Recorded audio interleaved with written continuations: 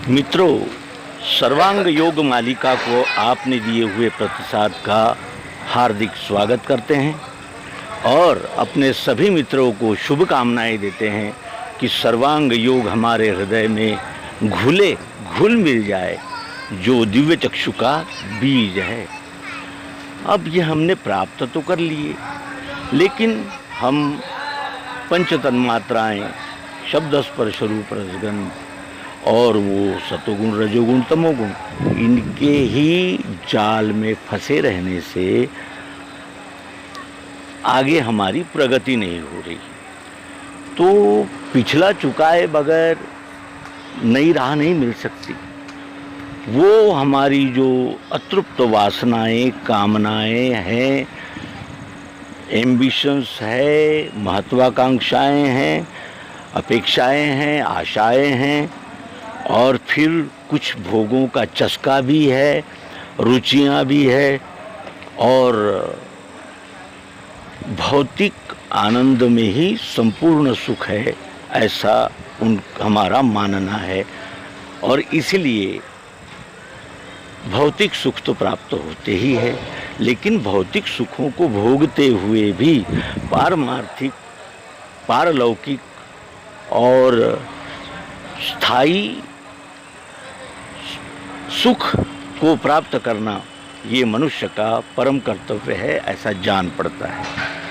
मित्रों, सर्वांग योग सुनना, सर्वांग योग को उच्चारण करना, ये अत्यंत सरल जान पड़ता है, लेकिन इसे जो पाठ मेले वे चित्त से निज कर्म में, अपने कर्म कितने समर्पण भाव से होने चाहिए, ये ही महत्वपूर्ण है। और हम में क्या है, क्या नहीं है, क्या कमियां हैं, क्या पॉसिबिलिटीज़ है, क्या हमारे पास जमा पूंजी है, गुण है, विद्या है, धन है, क्या है, ऐश्वर्य है, सामाजिक प्रतिष्ठा है, क्या है, ये हमारे पास है और हम इसी को ही सर्वस्व मानते हैं। सर्वांग योग को प्राप्त करने के बाद यदृच्छा से योगक्षेम होवेगा उसका सदा, ऐसा सद्गुरु कहते हैं। यदृच्छा का अर्थ होता है आप ही आप। अब आप ही आप का मतलब ये तो नहीं है कि शिकार शेर के मुंह में स्वयं आ जाएगी, लेकिन उसकी जो विश्वरूप परमात्मा की समरस भाव से और व्यष्टि अहंकार छोड़कर सेवा में लग गए हैं, विश्वरूप परमात्मा उसे कभी नहीं विसारता। वो यदृच्छा से योगक्षेम उसका चलाता ही रहता है।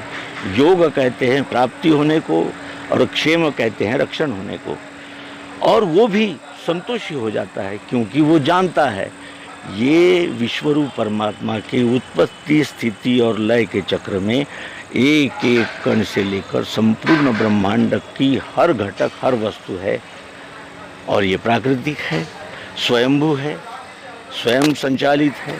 इस पर कोई काबू नहीं कर सकता और इस पर कोई बंधन नहीं लगा सकता। तो सर्वांग योग के स्वाध्याय में आने वाले प्रश्नों का हम विचार कर रहे थे। अब आपसे आगामी अंक में मिलेंगे, जिसमें हम सर्वांग योग की सिद्धांत सूक्ति की चर्चा करेंगे, जिसमें सर्वांग योग का महत्व क्या है, सर्वांग योग की उपयोगिता क्या है, प्रासंगिकता क्या है, इसका उत्तम निर्देशन उसमें हमारे आचार्य जनों ने करके रखा है। आइए हम उसका लाभ लेते हैं। धन्यवाद। नर्मदे हर। सद्गुरु भगवान की जय।